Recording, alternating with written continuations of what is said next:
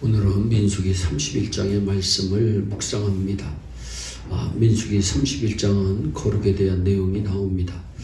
하나님 백성에게 있어서 가장 중요한 것이 무엇일까? 거룩입니다. 내가 거룩하니 너희도 거룩하라고 성경은 말씀합니다. 그렇다면 하나님 백성인 우리가 어떻게 거룩할 수 있을까요? 하나님의 백성은 하나님의 말씀에 순종하며 죄와 싸움으로써 거룩함을 지켜나갈 수가 있습니다. 그런데 죄와 싸우는 것이 쉽고 간단한 문제가 아닙니다. 때로는 목숨을 거는 자세를 가지고 죄와 싸워야만 할 때도 있습니다. 민수기 31장에는 죄와 싸우는 이스라엘 백성의 모습이 기록되어 있습니다. 우리도 광야와 같은 세상에서 날마다 죄와 싸워 이겨야 합니다. 하나님께서는 모세에게 최후의 과업을 명령하셨습니다. 그것은 미디안 족속에게 이스라엘의 원수를 갚으라는 것입니다. 1절과 2절의 말씀입니다. 왜 하나님께서는 미디안에게 원수를 갚으라고 말씀하셨을까요? 이전에 미디안 족속은 이스라엘 백성들을 유혹하여 음란과 우상 숭배에 빠지게 하여 큰 해를 입혔기 때문입니다. 모압 왕 발락은 이스라엘이 아모리 왕 시온과 바산 왕 옥을 정복한 것을 들었습니다. 모압 왕 발락은 이스라엘을 무력으로 이길 수 없음을 알고 당시 유명했던 술사 발람을 불러다가 이스라엘을 저주하게 하려 했습니다. 그러나 하나님께서는 발람이 이스라엘을 한마디도 저주하지 못하게 막습니다. 발람은 이스라엘을 저주하지 못했기 때문에 모압 왕 발락이 주기로 한 명예와 재물 여러 가지를 얻을 수 없게 되었습니다. 발람은 그것을 포기할 수가 없어 계책을 모압 왕 발락에게 알려줍니다. 그것은 이스라엘을 유혹하여 죄에 빠뜨리는 것이었습니다. 아주 나쁜 행동을 발람이 한 것입니다.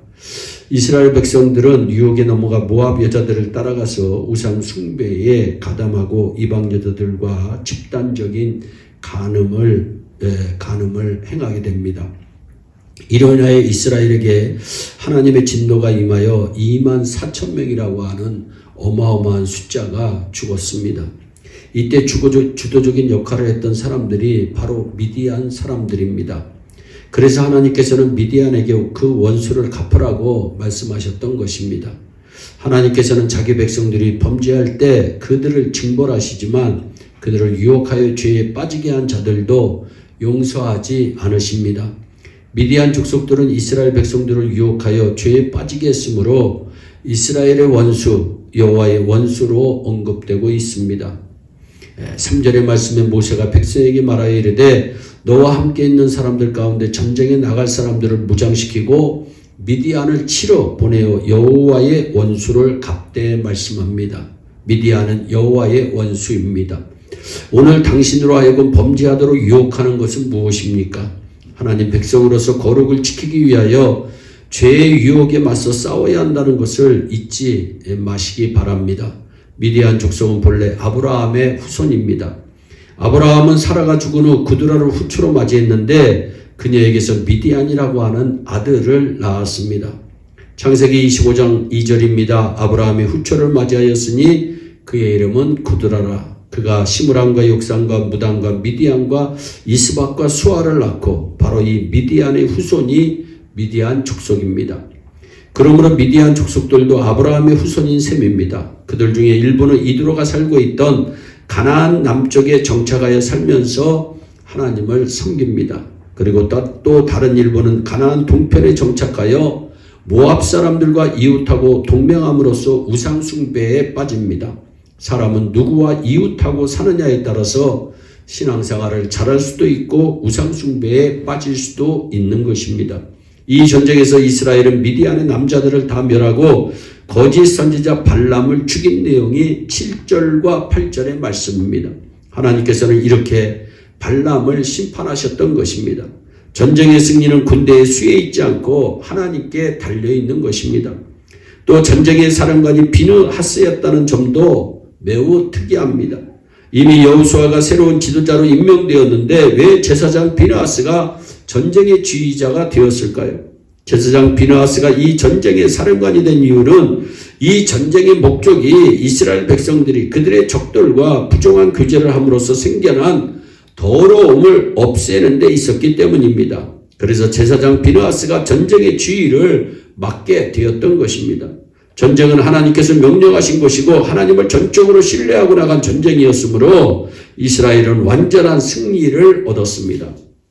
그런데 이스라엘 군대가 미디안의 여자들을 다 포로로 잡아왔습니다. 이스라엘 군인들이 미디안 여자들을 포로로 잡아왔을 때 모세는 심히 노하여 사내 아이들과 남자를 안 여자들을 모두 죽게 한 내용이 18절입니다. 미디안 여자들을 다 죽인 것은 그 여자들이 이스라엘 백성들을 유혹하여 범죄하게 했기 때문입니다. 하나님의 심판이 죄악의 문제에 있어서는 이렇게 철저해야만 합니다.